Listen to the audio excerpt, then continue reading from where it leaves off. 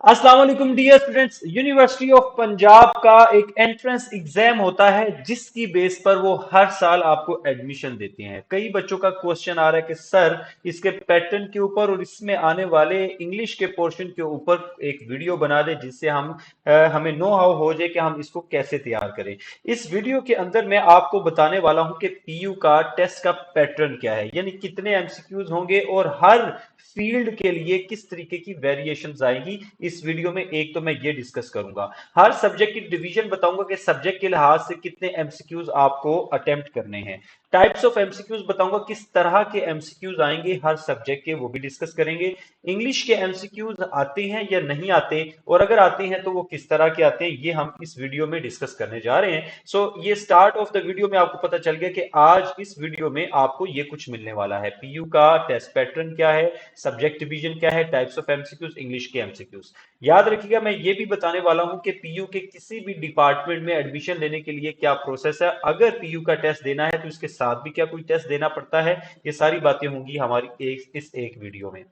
आइए जी, सबसे पहले पीयू के टेस्ट के पैटर्न को देखें तो 100 मार्क्स का टेस्ट होता है पूरे हर डिपार्टमेंट का। जो भी सब्जेक्ट आप चूज करना चाहते हैं, जिस फील्ड में भी जाना चाहते हैं, 100 एमसीक्यूज आएंगे और 100 मार्क्स के होंगे, यानी एक एमसीक्यू का आपको एक मार्क मिलेगा। ओके, इसमें कोई नेगेटिव मार्किंग नहीं है। इसका मतलब है कि अगर आपका कोई गलत हो जाता है तो वो सिर्फ आपका जीरो मार्क होगा, उसमें कोई नेगेटिव मार्किंग नहीं होगी कि -1 हो जाएगा या -2। तो सिर्फ आपका एक गलत हो गया तो आपका वो जीरो हो गया, दैट्स इट। ठीक है। अच्छा, इसके बाद टाइम आपको मिलेगा 120 मिनट्स। इसका मतलब है कि 2 घंटे के अंदर आपको 100 एमसीक्यूज को डिस्कस करना है, बल्कि सोल्व करना है। सो 120 मिनट है। अब आप देख लीजिए कि तकरीबन 70-75 सेकंड होंगे आपके पास एक एमसीक्यू के लिए। आप कैलकुलेटर यूज नहीं कर सकते, चाहे आप इंजीनियरिंग के स्टूडेंट्स हैं या मेडिकल के स्टूडेंट्स हैं। हालांकि आपको दोनों को फिजिक्स या मैथ्स तो अल्टीमेटली करना पड़ेगा जो इंजीनियरिंग के स्टूडेंट्स हैं, तो आपको कैलकुलेटर का यूसेज नहीं कर सकते आप। ये वाली कुछ गाइडेंस आपको पहले से होनी चाहिए।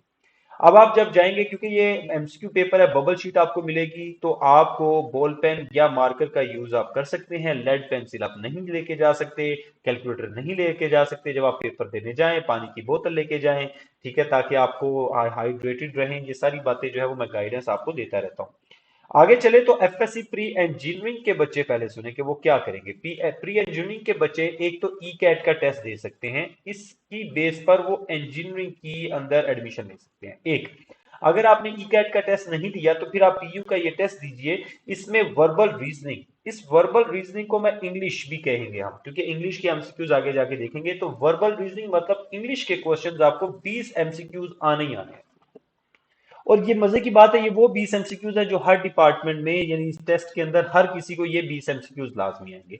सो वर्बल रीजनिंग के, और इसके बाद क्वांटिटेटिव रीजनिंग जो बेसिक मैथ्स होता है, बेसिक मैथ्स, इन दोनों के मैं एमसीक्यूज की टाइप्स इस वीडियो के साथ शेयर करने वाला हूं कि इसमें से 20 एमसीक्यूज हैं तो वर्बल रीजनिंग में 20 एमसीक्यूज में क्या पूछा जाएगा, इस वीडियो में हम वो भी डिस्कस करेंगे। क्वांटिटेटिव रीजनिंग में किस तरह के क्वेश्चंस आएंगे, आपने मैट्रिक लेवल तक तो मैथ्स पढ़ ली होगी, तो वो क्वांटिटेटिव रीजनिंग होती है, बेसिक मैथ्स होता है, उसके क्वेश्चन पूछे जाएंगे। तो ये 40 एमसीक्यूज कांस्टेंट है, ये रेड कलर में आपके पास आ रहे हैं।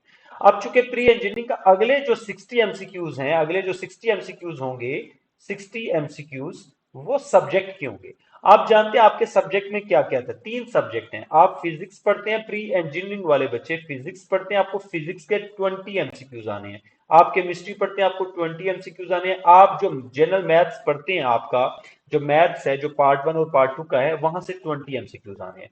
कुल मिला के आपका ये 100 मार्क्स का टेस्ट है। आप इसमें पूरे मार्क्स कैसे लेंगे, वो सारी बातें अभी आगे जाके होंगी। सो डियर स्टूडेंट्स, ये देखिए, ये आपका 20 एमसीक्यूज की डिवीजन है। इंग्लिश, उसके बाद बेसिक मैथ्स, और ये वाला है जनरल मैथ्स, जो आपका मैथ्स है जिसमें ज्योमेट्री भी सारा कुछ उसके अंदर आ जाता है। ठीक है, ट्रिग्नोमेट्री आप जिसे पढ़ते हैं। सो ये आपके 100 एमसीक्यूज हो गए इंजीनियरिंग के लिए। आगे चले तो प्री मेडिकल ग्रुप है। प्री मेडिकल के वो स्टूडेंट्स हैं जिनका फिजिक्स, केमिस्ट्री और बायोलॉजी होता है। तो प्यारे बच्चों, उनकी वर्बल रीजनिंग के वही 20 एमसीक्यूज जो मैं एंड पे डिस्कस करने वाला हूं, उसके पैटर्न को भी डिस्कस करूंगा, सारा कुछ बताऊंगा। 20 एमसीक्यूज वो होंगे। क्वांटिटेटिव मैथ्स के एमसीक्यूज का पैटर्न डिस्कस करूंगा, क्योंकि ये कॉमन है सारे टेस्ट में, 20 एमसीक्यूज। अब आगे सब्जेक्ट के तीन, यानी 3 सब्जेक्ट्स हैं, तो इसके 60 एमसीक्यूज हैं। अब ये सब्जेक्ट कौन सा है? ये सब्जेक्ट है फिजिक्स के, वही फिजिक्स का पेपर होगा जो इंजीनियरिंग वालों का है, केमिस्ट्री का वही पेपर होगा, सिर्फ मैथ्स की जगह आपके 20 एमसीक्यूज बायोलॉजी के होंगे। अब जो इंजीनियरिंग के स्टूडेंट्स हैं, वो एक बात मैं आपको यहां पे बताता चलूं कि जो एफएससी प्री इंजीनियरिंग के स्टूडेंट्स हैं, वो उस टेस्ट को देकर इंजीनियरिंग के किसी भी प्रोग्राम में इलिजिबल हो जाएंगे एडमिशन लेने के लिए। उनका फिर एग्रीगेट बनेगा मैट्रिक, एफएससी और पीयू के टेस्ट की बेस पे। ठीक है, तो वो इंजीनियरिंग के किसी भी डिपार्टमेंट में, इवन कंप्यूटर साइंस में भी वो एडमिशन ले सकेंगे। तो जहां जहां पे इंजीनियरिंग का कोई बच्चा अप्लाई कर सकता है, वो वहां पे अप्लाई कर सकेंगे। Now come to medical. अगर आपने एमडी कैट का एग्जाम दे दिया है, तो आप एमडी कैट की बेस पर भी जो मेडिकल के प्रोग्राम्स हैं उनमें एडमिशन ले सकते हैं। लेकिन चूंकि एमडी कैट बहुत लेट होता है, ये टेस्ट पहले हो जाता है पंजाब यूनिवर्सिटी का, ये 100 एमसीक्यूज का टेस्ट है, कंपैरेटिवली आसान होता है, इसका पैटर्न भी आसान है। आप इसकी बेस पर भी मेडिकल की जितनी भी फील्ड्स हैं, बॉटनी है, जोलॉजी है, फार्म डी है, या इस तरह की जितनी भी फील्ड्स हैं जो पंजाब यूनिवर्सिटी करवा रही है, उसमें आप एडमिशन ले सकते हैं। ठीक हो गया?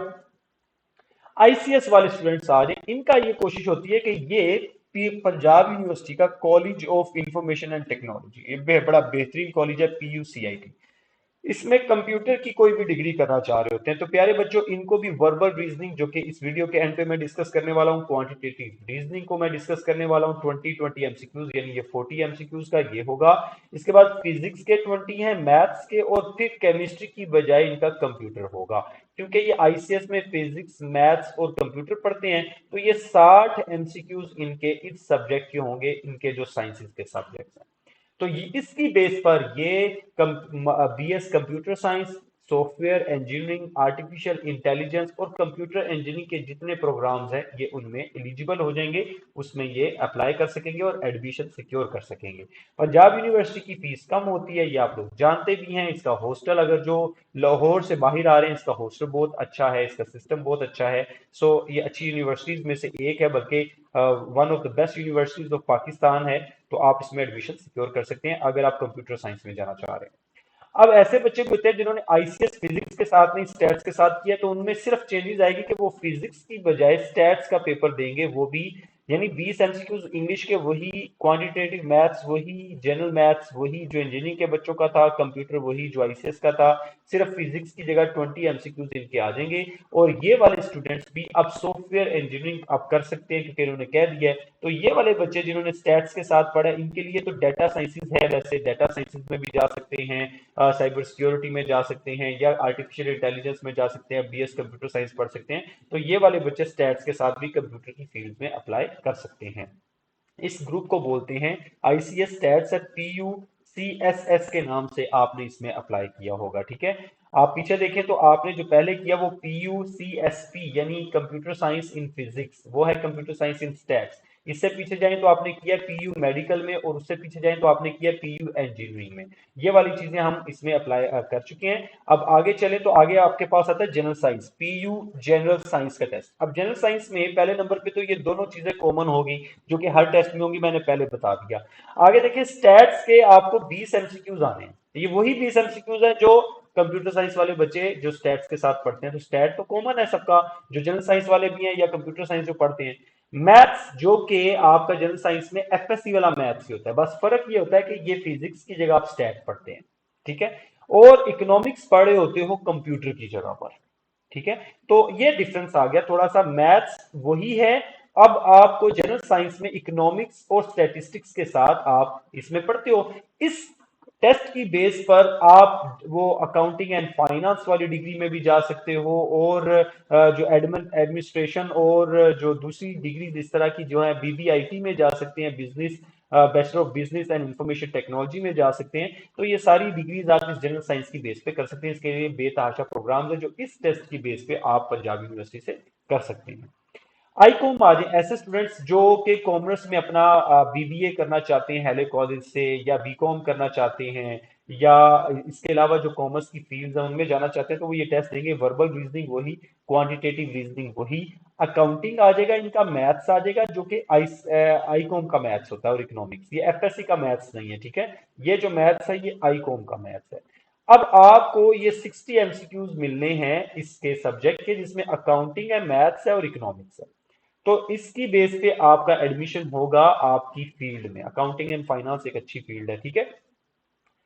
अच्छा, अब आ जाती हैं इसमें आ जाती हैं arts and humanities. Arts and humanities social sciences भी कहते हैं। तो सोशल साइंसेज में बीएस इंग्लिश करना चाहती हैं, एलएलबी करना चाहते हैं, याद रख लीजिएगा अगर आप एलएलबी करना चाहते हैं तो आपको कम से कम ये टेस्ट या पीछे जितने भी टेस्ट हमने डिस्कस किए हैं वो दे सकते हैं आप। एलएलबी के लिए अगर आप मेडिकल के स्टूडेंट है मेडिकल का टेस्ट दें, इंजीनियरिंग के स्टूडेंट है इंजीनियरिंग का टेस्ट दें, ठीक है। जिसके भी स्टूडेंट है आप वो टेस्ट दे दें, या आप ये वाला टेस्ट देना चाहते हैं ये वाला दे दें, जो भी मैं आपके साथ डिस्कस करूंगा। इसके साथ एलएलबी के लिए खास तौर पे, क्योंकि पंजाब यूनिवर्सिटी को लोग प्रेफर करते हैं एलएलबी के लिए ज्यादा, तो आपको एक और एचईसी का टेस्ट है लैट, ये देना पड़ेगा। लैट भी देना पड़ेगा, प्लस आपको पंजाब यूनिवर्सिटी का, चाहे आप इंजीनियरिंग का टेस्ट दो चाहे मेडिकल का दो, या ये दे दो, यानी लैट कंपलसरी है। लैट के बाद पंजाब यूनिवर्सिटी का आपको टेस्ट देना है, दैट्स इट। अगर आप ये वाला टेस्ट देना चाहते हैं, इसमें चीजें आसान है। ये वाली तो कॉमन है, वही वर्बल रीजनिंग जिसे इंग्लिश कहते हैं, क्वांटिटेटिव रीजनिंग जो बेसिक मैथ्स है। तो यहाँ पे आपके पास जनरल सी चीजें आ जाती है जो लैट में भी पूछी जाती हैं। Islamic studies for Muslim students, ethics for non Muslim students, Pakistan studies 20 MCQs हैं, जनरल नॉलेज 20। यानी अगर आपको लगता है आपका मैथ्स, फिजिक्स, केमिस्ट्री या बायोलॉजी या स्टैट्स या कंप्यूटर इतना अच्छा नहीं है, आपके एफएससी में मार्क्स भी ज्यादा अच्छे नहीं है, तो आप ये वाला टेस्ट देके इसको कंपैरेटिवली याद करना, प्रिपेयर करना आसान होता है। इस टेस्ट के में से 100 में से जितने मैक्सिमम मार्क्स आप ले सकें, फिर आपके, अगर आप एफए के स्टूडेंट है तो आपको 20 मार्क्स एक्स्ट्रा मिलते हैं एलएलबी के लिए, ठीक है। तो आप वो वाले मार्क्स भी ऐड करेंगे, मैट्रिक के मार्क्स ऐड करेंगे, और फिर इस टेस्ट के अंदर आपकी जो परफॉर्मेंस होगी उसकी बेस पे आप एलएलबी में, या जो इंग्लिश है, बीएस इंग्लिश है, बीएस के और जो ह्यूमैनिटीज के या आर्ट्स के प्रोग्राम्स हैं, आप उनमें एडमिशन ले सकते हैं। ठीक हो गया। आगे चले तो क्वांटिटेटिव रीजनिंग की बात करते हैं, जो आपको बार बार नजर आ रहा था। एक लॉजिकल, ये जो वर्बल रीजनिंग थी जो इंग्लिश में जिसे कह रहा था, एक क्वांटिटेटिव। तो अर्थमेटिक्स के क्वेश्चंस हो गए, इसकी मैं एक सीरीज चलाऊंगा इंशाल्लाह बाद में। आप कमेंट सेक्शन में लाजमी लिखिएगा अगर आप इस टेस्ट की प्रेपरेशन करना चाहते हैं। और वीडियो के कमेंट सेक्शन में आपको मेरे ग्रुप का एक लिंक मिलेगा, आप उसको ओपन करके मेरे ग्रुप में भी आ जाते हैं। मैं इसके मुतालिक चीजें मैं शेयर करता रहूंगा ग्रुप के अंदर भी, और इंशाल्लाह अगर आपकी डिमांड होगी तो मैं आपको यूट्यूब पे भी ये चीजें प्रोवाइड करूंगा। अलजबरा के 4 एमसीक्यूज होंगे, ज्योमेट्री के 4 होंगे, इक्वेशंस 4 आएंगी, इक्वेशंस जो बराबर करनी होती हैं आपने सॉल्व करनी होती हैं, और सिनेरियो बेस्ड मेंटल मैथमेटिक्स होगा। यानी आप यूं कह रहे हैं कि लॉजिकल रीजनिंग के ये क्वेश्चंस होंगे। ये टोटल आपके 20 मार्क्स बनेंगे, ठीक है। तो अर्थमेटिक है, अलजबरा है, बेसिक ज्योमेट्री है, इक्वेशंस हैं और मेंटल मैथमेटिक्स है। ये सारे बच्चों को ये 20 एमसीक्यूज करने पड़ेंगे, चाहे वो मेडिकल के हैं, चाहे इंजीनियरिंग के हैं, चाहे आईसीएस के हैं, जनरल साइंस है, आईकॉम है, ये 20 एमसीक्यूज आएंगे। इसके अलावा 20 एमसीक्यूज आएंगे इंग्लिश के, जिन्हें वर्बल रीजनिंग कहता है। पंजाब यूनिवर्सिटी के जो टेस्ट मेकर्स हैं इन्हें वर्बल रीजनिंग कहते हैं। लेकिन इसमें देखें, सबसे पहले एनोलॉजी है जो कि एक वोकेबलरी का टेस्ट है, अभी उसको एक्सप्लेन करूंगा, ठीक है। एनोलॉजी पढ़ाऊंगा, सिनोनिम्स आपको करवाऊंगा कि सिनोनिम्स भी इसमें क्वेश्चंस पूछे जा सकते हैं, ठीक है। सिनोनिम्स भी पूछे जा सकते हैं जो कि इंग्लिश के होते हैं, यानी आपको वोकेबलरी का एक टेस्ट हो जाएगा। एंटोनिम्स तो आप देखिए 4, 8 और 12 यहां तक तो आपकी टोटल वोकेबलरी टेस्ट हो रही है, और कुछ भी नहीं हो रहा। आगे चले तो सेंटेंस कंप्लीशन में एक तो क्वेश्चन हो सकता है वो ग्रामर के भी ऐड कर दे, लेकिन मेजोरिटी क्वेश्चंस वो वोकेबलरी के ही होगा। तो ये वाले, इसके ऊपर मेरी इसी चैनल पे वीडियो मौजूद है, इस पे भी मौजूद है, इस पे भी मौजूद है, इस पे मैं इसी लेक्चर के अंदर बात करूंगा। तो ये आपने मेरे चैनल पे चले जाना है, प्लेलिस्ट मौजूद है एमडी कैट 2025 के नाम से, उसके अंदर मैंने synonyms, antonyms, sentence completion, playlist में चले जाएं या लाइव वीडियोस में चले जाएं या वीडियो रिकॉर्डेड में मैंने वोकेबलरी को डिस्कस किया हुआ है, उस वोकेबलरी को लाजमी पढ़िएगा। या क्रैकिंग वोकेबलरी के नाम से एक लेक्चर होगा कि किस तरीके से आप वोकेबलरी को क्रैक कर सकते हैं, उस लेक्चर को भी लाजमी लीजिएगा, आपको काफी हेल्प होगी। 16 मार्क्स हो गए, लास्ट 4 एमसीक्यूज होंगे कॉम्प्रीहेंशन ऑफ पैसेज के। इसको कैसे सोल्व करना है ये भी हम इस वीडियो के अंदर डिस्कस करेंगे। तो प्यारे बच्चों, इंग्लिश का अब यहां से पोर्शन स्टार्ट होने लगा है। इंग्लिश के पोर्शन को डिस्कस करते हैं, इसको साइड पे करके। ये सारा अब समय लेके इंग्लिश का पोर्शन स्टार्ट होने लगा है, ठीक है। आइए जी, सबसे पहले एनोलॉजी की बात करते हैं। बेटा, एनोलॉजी का मतलब है कि दो चीजों के दरमियान रिलेशनशिप कायम करना।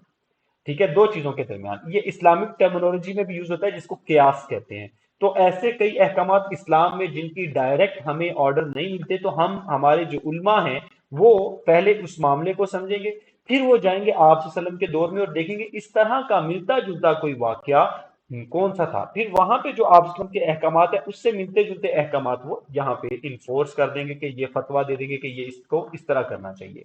इसको एनोलॉजी कहते हैं, यानी आपका जो मसला था उसके अंदर रिलेशनशिप ढूंढा और फिर वही मसले को देखा कि उस तरह का मसला कहां पे मौजूद था आप सल्लम के दौर में, इसको एनोलॉजी कहते हैं। आइए जरा इसकी डेफिनेशन देखिए।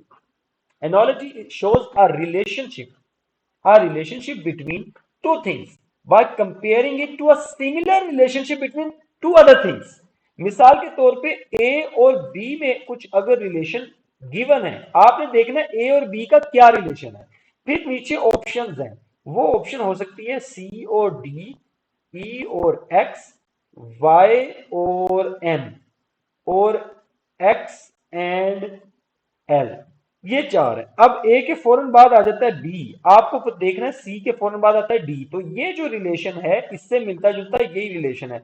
ई और एक्स में ऐसा कोई रिलेशन नहीं है जो ए और बी में हो। एक्स और एम में या वाई और एम में ऐसा रिलेशन नहीं है जो ए और बी में हो। एक्स और एल में ऐसा रिलेशन नहीं है जो ए और बी में हो। प्यारे बच्चों, पहले गिवन रिलेशनशिप जो गिवन होगा इस तरीके से ए और बी, इसका रिलेशनशिप पहले हमने आइडेंटिफाई करना है। इसके बाद चार ऑप्शंस होंगे, आपने देखना वही रिलेशन जो पहले वाली में गिवन है वो कहां पे हो सकता है। तो आइए मैं आपको सबकी प्रैक्टिस करवाऊंगा one by one. An analogy shows a relationship between two things by comparing it to a similar relationship between two other things. अच्छा, वैसा रिलेशनशिप आपने ढूंढना है, ये सारी मेंटल गेम है। एनोलॉजी शोज, ये बात हो गई। पर्पस क्या है? To test your ability to identify relationships. इसमें आपकी एबिलिटी हो रही है कि आप रिलेशनशिप को, आपकी लॉजिकल माइंड मैपिंग कैसी है, आप किस तरीके से अपना दिमाग इस्तेमाल करके रिलेशनशिप को फौरी ढूंढ लेंगे कि नहीं, लॉजिकली सोचना कितना अच्छा है, आप दिमाग का कितना अच्छा इस्तेमाल करते हो, ये काम है। ठीक है, खास तौर पे वोकेबलरी में, अल्फाज को समझने में। अब स्टैंडर्ड फॉर्मेट क्या होता है कि ए और बी गिवन होगा और सी और डी को आपने ढूंढना होगा। अब सी और डी को ढूंढने में के दो तरीके हैं, वो ये लिख दे ए और बी और फिर सी भी लिखे, और यहां से मिस करने के बाद ऑप्शन में आपके पास ए ऑप्शन होगी, ये ए ऑप्शन है, डी, बी ऑप्शन है, एक्स, सी ऑप्शन है, वाई, और डी ऑप्शन है, जेड। तो आपने देखना है कि मैं इसमें कौन सी चीज फिल करूं कि ये पूरी चीज कंप्लीट हो जाए, कि यानी जो ए और बी में रिलेशन है वो सी के साथ किसका वही रिलेशन बनेगा जो ए और बी का रिलेशन है। आई होप ये वाली चीज आपको समझ आ चुकी है, मैं आगे जाने लगा हूं। ठीक है, ये स्टैंडर्ड फॉर्मेट होगा, A is to B as C is to dash, यानी डी डी डी को आपने देखना होता है। तो the pair A B is the stem pair, ये वो पेयर होता है जिसमें रिलेशनशिप हमने पहले ढूंढना है कि क्या ताल्लुक है। फिर जब हमें गिवन का ताल्लुक पता चल जाएगा ना, फिर हम ढूंढेंगे वही ताल्लुक नीचे वाली ऑप्शन में से, फिर हम बना सकेंगे ठीक वाला जो पेयर है। इज द स्टेम पेयर और base pair, your job is to find D और समटाइम्स सी और even the whole C and D pair. तो हो सकता है कि वो ए बी दे दे और आगे मिस कर दे और आपको सी डी, यानी इस तरीके से हमने वो सेम रिलेशनशिप वाली दोनों ऑप्शन ढूंढनी पड़ जाए नीचे। आइए इसका जरा ये एक प्रैक्टिकल एग्जांपल करते हैं। Letter is to word. अब पहले इसको समझो, वर्ड लेटर से बनते हैं, ठीक है, तो या लेटर मिलके क्या बनाते हैं, वर्ड। इसको रिलेशनशिप को समझ ले, लेटर होता है ना, ये एक लेटर है, ये दूसरा लेटर है, ये तीसरा लेटर है, तो लेटर जब मिलते हैं तो वर्ड बनता है। अब आगे आ गया सेंटेंस, इसका मतलब है सेंटेंस मिलके क्या बनाएगा, जो भी बनाएगा वो चार ऑप्शंस में है, वो ढूंढ लीजिए, आपका काम हो जाएगा। लेटर मिलके अगर वर्ड बनाते हैं तो सेंटेंस मिलकर क्या ग्रामर बनाते हैं, क्या पंक्चुएशन बनाते हैं, क्या स्टोरी, हाँ स्टोरी तो बनाते हैं, लेकिन स्टोरी के अंदर एक और इंपॉर्टेंट चीज है, वो है पैराग्राफ। लेटर मिलकर वर्ड बनाती हैं और सेंटेंस मिलकर पैराग्राफ बनाता है। एग्जैक्ट आपने रिलेशनशिप ढूंढ लिया तो आपको 1 मार्क मिलेगा। कंफ्यूज नहीं होना, परेशान नहीं होना, पहले पहला जो आपका पेयर है उसको देख लीजिए, आपको सारी चीज समझ आ जाएगी। ठीक है, अब एक और एग्जांपल आ गई, ये भी एनोलॉजी की है, जरा देखिए। बुक चैप्टर, यानी ये चैप्टर किसके अंदर होते हैं? बुक के अंदर, या बुक का एक पार्ट है चैप्टर। बुक बड़ी चीज है, उसका एक पार्ट है चैप्टर। बिल्डिंग एक बड़ी चीज है, उसका एक पार्ट होना चाहिए। कि जैसे बुक बड़ी चीज है, उसका पार्ट है चैप्टर। बिल्डिंग एक बड़ी चीज है तो उसका कोई पार्ट होना चाहिए। तो बिल्डिंग का पार्ट क्या ब्रिक्स होती है? वो तो ब्लॉक्स होते हैं। देखो, बुक का अगर एक पार्ट होता ना वर्ड, तो फिर हम ब्रिक्स को लगा लेते कि ईंटें हैं, ईंटों से बना है। लेकिन बुक के अंदर एक चैप्टर होता है, चैप्टर के अंदर पूरी एक चीज आपको मिल जाती है किताब का। एक चैप्टर, दो चैप्टर, 10 चैप्टर, पांच पांच चैप्टर भी होते हैं, किसी के 6 होते हैं, किसी के 2 होते हैं, किसी के 40 चैप्टर होते हैं। तो बुक का चैप्टर है, तो बिल्डिंग का वो कौन सा पार्ट होगा जिसमें आप घूम फिर सकते हैं? क्या वो ब्रिक्स होंगे जिसमें आप घूम फिर सकते हैं? आर्किटेक्ट होगा, विंडो होगी, या स्टोरी होगी? कहते हैं ना ये बिल्डिंग डबल स्टोरी है, ट्रिपल स्टोरी है, 20 स्टोरीज है, 40 स्टोरीज है, स्काई स्क्रैपर जो बड़ी बड़ी बिल्डिंग्स होती हैं। तो बेटा इसका आंसर बनेगा स्टोरी। ये आपने गिवन में से पहले आपने रिलेशनशिप ढूंढना है। ये होंगी एनोलॉजीज। अभी और भी एनोलॉजी को बड़े अच्छे तरीके से मैं बताऊंगा आपको। रूल क्या है? गोल्डन रूल पढ़िए जरा आपके सामने। The relationship is the key. The relationship is की। पहले रिलेशनशिप फाइंड कर लें, आपका काम हो गया। पहले गिवन वाले में से अच्छे तरीके से उसका रिलेशनशिप फाइंड आउट कर लो। Emphasize that most important step is to precisely define the relationship between. पहले वाला जो ग्रुप है वो हमें मिल गया ए बी। वो ए बी कहां है? बुक और चैप्टर का रिलेशनशिप ढूंढ लो। इनके दरमियान में जो ब्रिज मेकिंग है वो करनी है आपको, पुल बनाना है, इनका रिलेशनशिप ढूंढना है। जैसे आपने ये बना लिया, emphasise that most important step is to precisely define the relationship between A and B. This relationship must be then this must then be identical applied to C and D. फिर वही ढूंढो कि अब सेम ब्रिज बनाना है। दिमाग का काम है। आइए जरा इसकी एक्सरसाइज करते हैं। सबसे पहले कुछ पहला रिलेशनशिप। अब मैं रिलेशनशिप्स की टाइप्स बताऊंगा, ठीक है? टाइप्स ऑफ रिलेशनशिप ये लिखा हुआ है। टाइप्स ऑफ रिलेशनशिप, पहले हो सकता है कि ए और बी में जो ताल्लुक है वो सिनोनिम्स का है। इसका मतलब है जब ए और बी सिनोनिम्स हैं तो फिर आगे जो सी और डी होने चाहिए, यानी लेट्स सपोज ये सी है और ये डी है, ये भी सिनोनिम्स होने चाहिए। अब देखो, सिनोनिम आपने देखा लार्ज और बिग, इसका मतलब है कि ऐसे वर्ड जो एक दूसरे से सिनोनिम है, क्लोजली मीनिंग है। लार्ज और बिग सिनोनिम है। तो फास्ट का सिनोनिम ढूंढो। ऑप्शन में आपके सामने स्क्रीन के ऊपर। अगर लार्ज बिग सिनोनिम है तो फास्ट क्या स्लो का सिनोनिम है? नहीं। क्या ह्यूज का सिनोनिम है? ह्यूज तो बिग होता है, ये तो इसका सिनोनिम है, लेकिन फास्ट का नहीं है। आप समझ आ रही है? मेरा ख्याल है आपको समझ आ रही है। समझ आ रही है तो आपने ना, जैसे वीडियो एंड होगी आपने लिखना है पाकिस्तान जिंदाबाद, ठीक है? अब देखो, दोबारा देखो, लार्ज और बिग ये दोनों का क्या रिलेशन है, संबंध क्या है? पहले इसको देख लो। ये हमें पता चला जब आपने सुना लार्ज, फिर आपने सुना बिग। Large big synonym. तो आपको चाहिए फास्ट का कोई सिनोनिम। स्लो, ह्यूज, रन नहीं है। क्विक इसका सिनोनिम है। ये हमारा आंसर बन जाएगा। This is so simple. आपको पहले वाले गिवन में आपको रिलेशनशिप ढूंढना है। एंटोनिम्स, इसका मतलब है कि जो आपके पास ये वर्ड्स हैं ये एक दूसरे के ऑपोजिट हैं। Words with opposite meaning. अगर पहले नंबर पे आपने देखा डे, नाइट, मॉर्निंग, इवनिंग, इसका मतलब है डे है, नाइट है। तो अब जो अगला हैप्पी है, इसका मुझे एंटोनिम चाहिए, ऑपोजिट चाहिए। तो डे नाइट है, ये तो बात हो गई पूरी। ये सिर्फ इसलिए इसका इतना काम था कि मैं इसका रिलेशनशिप बिल्ड कर सकूं। डे और नाइट से मुझे पता चला कि ये ऑपोजिट है। अब हैप्पी का मुझे ऑपोजिट चाहिए। क्या जॉयफुल है? हैप्पी का जॉयफुल सिनोनिम है। ब्राइट है? स्माइल है? नहीं। तो क्या है? सैड हमारा आंसर हो जाएगा। आई होप आपको समझ आ गई। तीसरी टाइप ऑफ रिलेशनशिप। अब टाइप ऑफ रिलेशनशिप पढ़े। पार्ट ऑफ होल, इसका मतलब है पहले वाला पार्ट है, दूसरे वाला होल, कंप्लीट चीज का एक टुकड़ा। व्हील कार का पार्ट है, this is whole and this is part. अब आपने रिलेशनशिप बना लिया कि गाड़ी बड़ी चीज है, ये वाली, यानी ये जो बी है, बाद वाली चीज जो है ये बड़ी चीज है, और ए जो पहली चीज है वो उसका पार्ट है। A is part of B, wheel is part of car. अब ब्रांच किसका पार्ट है? इसका मतलब इसको पार्ट होना चाहिए किसी का, यहां पे कोई होल चीज आनी चाहिए। अब क्या होल आना चाहिए? क्या लीफ? ब्रांच लीफ का पार्ट है, हालांकि लीफ ब्रांच का पार्ट होता है तो ऑपोजिट हो जाएगा। ब्रांच ट्री का पार्ट है, बिल्कुल ये करेक्ट हो जाएगा। क्या ब्रांच फॉरेस्ट का पार्ट है या वुड का पार्ट है? नहीं। तो ब्रांच किसका पार्ट है? ट्री का पार्ट है। ये एग्जैक्ट एनोलॉजी क्रिएट होगी। ये तीसरा टाइप ऑफ रिलेशन था। अब चौथे पे आए, टाइप्स ऑफ रिलेशन में चौथा रिलेशन, होल टू पार्ट। इसका मतलब अब पहले वाला होल है और बाद वाला उसका पार्ट है। कैसे? कंप्यूटर का एक पार्ट होता है कीबोर्ड, उसकी डिवाइस है, इनपुट डिवाइस। तो ये एक होल हो गया और ये उसका पार्ट हो गया। ठीक है, ये होल और उसके पार्ट का रिलेशनशिप। अब बर्ड, इसका मतलब है होल है। अब बर्ड का कोई पार्ट होना चाहिए जो उसको हेल्प करता हो किसी भी चीज में, तो यहां पे हमें पार्ट चाहिए, बर्ड का पार्ट। क्या नेस्ट बर्ड का पार्ट होता है? क्या स्काई उसका पार्ट होता है या फ्लाई उसका पार्ट? फ्लाई तो वो एक्शन है, उसका पार्ट नहीं है, हिस्सा, उसके जिस्म का हिस्सा, वो है विंग, जो इसको हेल्प करता है उड़ने में, जैसे कीबोर्ड हेल्प करता है कंप्यूटर को ऑपरेट करने में। सो आई होप ये बात आपको समझ में आ गई, होल टू पार्ट।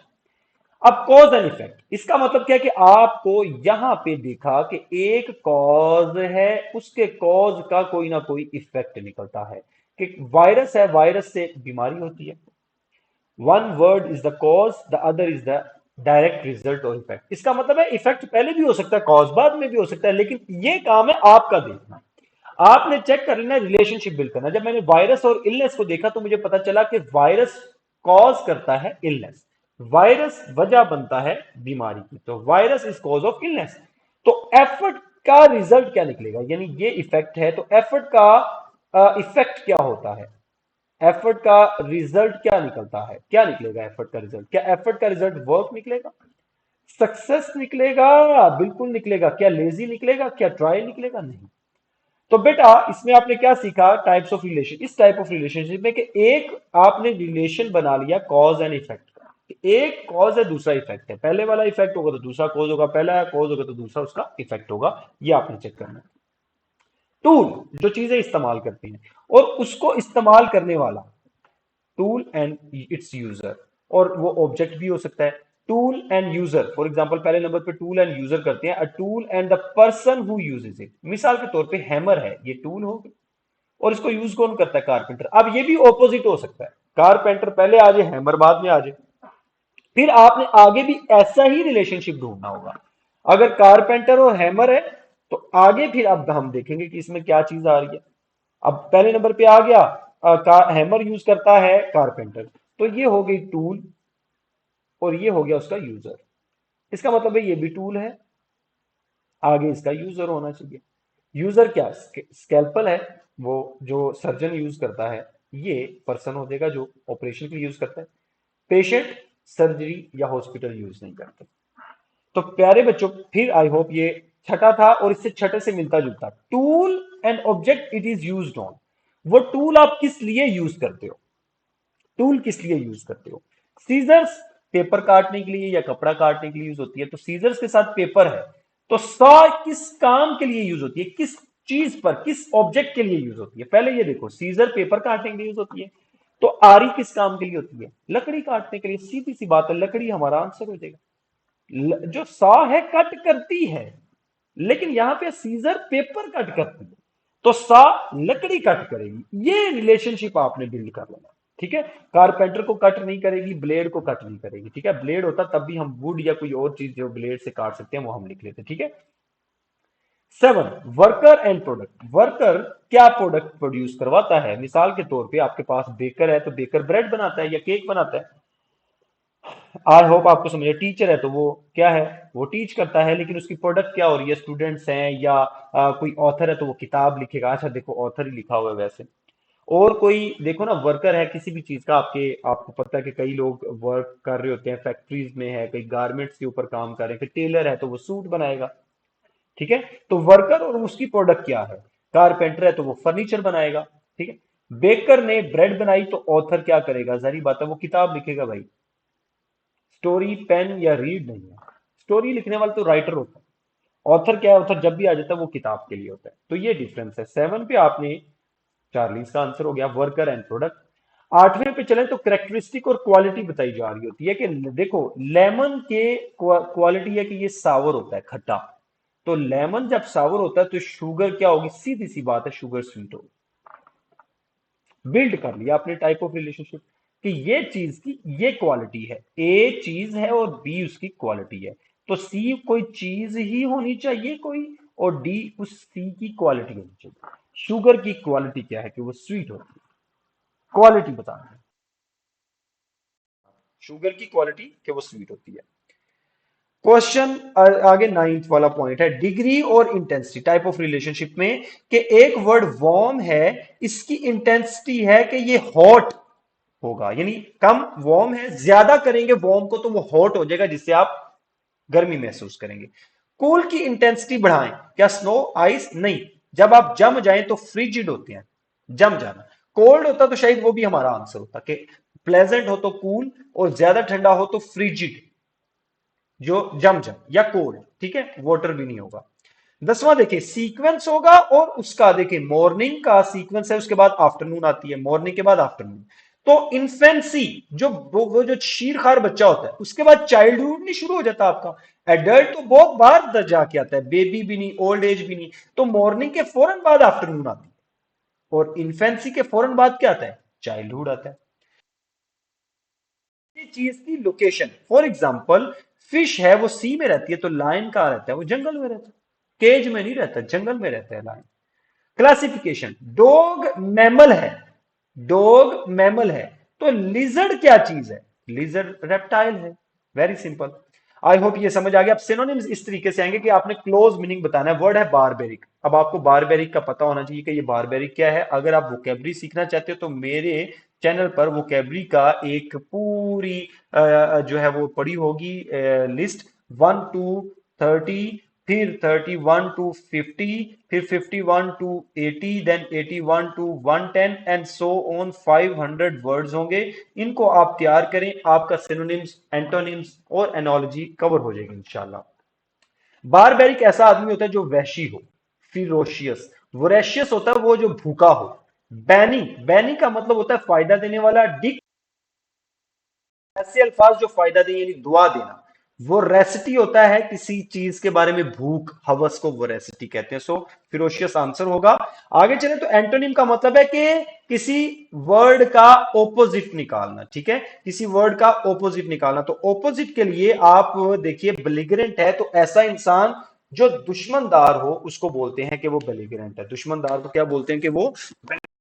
तो प्यारे भाइयों और बहनों, बेलिग्रेंट जो दुश्मनदार हो, बेलिग्रेंट का सिनोनिम होगा इंसीडियस, तो धोखेबाज होता है। बिनाइन होता है जो मासूम हो। मेलिशियस, अच्छा एंटोनिम बताना है, एंटोनिम, एंटोनिम पुगनेशियस नुकसान पहुंचाने वाला, इंसीडियस धोखा देने वाला, मेलिशियस नुकसान पहुंचाने वाला।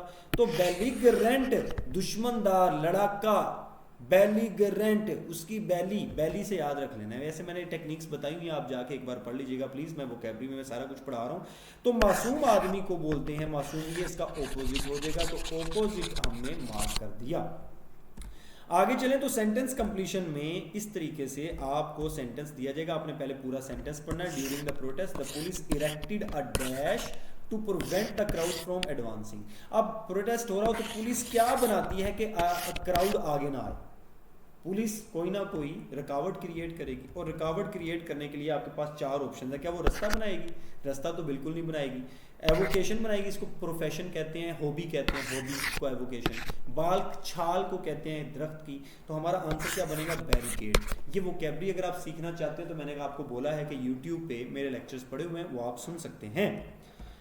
प्यारे बच्चों, ये कॉम्प्रीहेंशन है जो 4 मार्क्स का आपको आना है। इस तरीके से आपके पास कॉम्प्रीहेंशन आएगा। कॉम्प्रीहेंशन के ऊपर एक पूरी सीरीज आपको करवाऊंगा, लेकिन आपने लिखना है कि I want to study PU test. Comment section में लिखेंगे तो फिर मैं आपको इसका पूरा कोर्स का बताऊंगा कि किस तरीके से आपने पूरा कोर्स पढ़ना है। लेकिन अभी आपको एग्जांपल दे रहा हूं। कॉम्प्रीहेंशन ऑफ पैसेज में इतना बड़ा पैसेज भी हो सकता है, इससे छोटा भी हो सकता है, क्योंकि सिर्फ 4 एमसीक्यूज देने हैं, और 2 कॉम्प्रीहेंशन पैसेज भी दे सकता है छोटे छोटे, और हर में से 2 क्वेश्चन बना दे, ठीक है।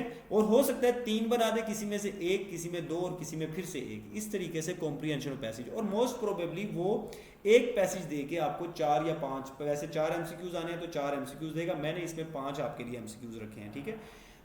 An upsurge of new research suggest that animals have a much higher level of brain power than previously thought, ठीक है। ये आपने लाइन पहले वाली पढ़ ली मिसाल के तौर पर। पूरा पढ़ना चाहते हैं पूरा पढ़ लें, टाइम नहीं है तो पहले क्वेश्चंस को पढ़ लें। What does the new research suggest? आपने पैराग्राफ नहीं पढ़ा, आप क्वेश्चन को पढ़ो, क्वेश्चन को अंडरस्टैंड करो, इस टर्म, इसको बोलते हैं स्कैनिंग करना। पहले आप क्वेश्चन पढ़ो, क्वेश्चन को अंडरस्टैंड करने के बाद देखो कि मुझे वो कॉम्प्रीहेंशन पैसेज में से कहाँ मिलेगा।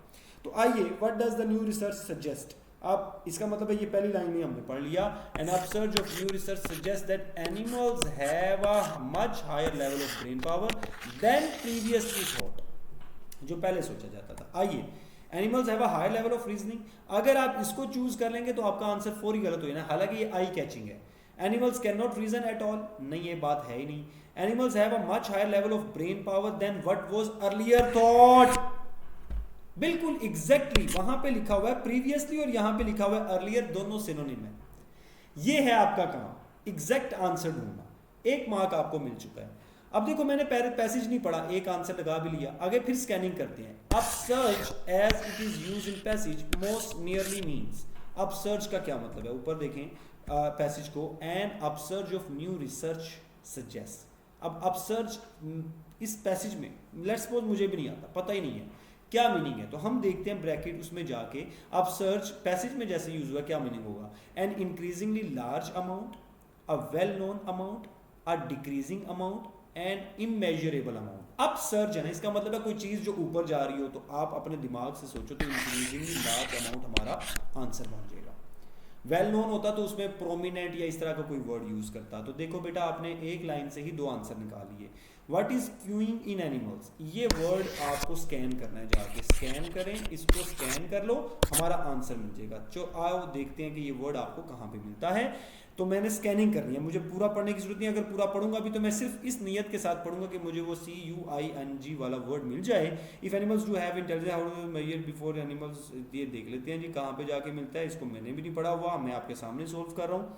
तो देखते हैं मुझे ये जितनी जल्दी, ये देखो, tricks can be learn by repetition but not real thinking is involve. यहाँ cueing in which animals learn to do और not to do certain things by following outside signals.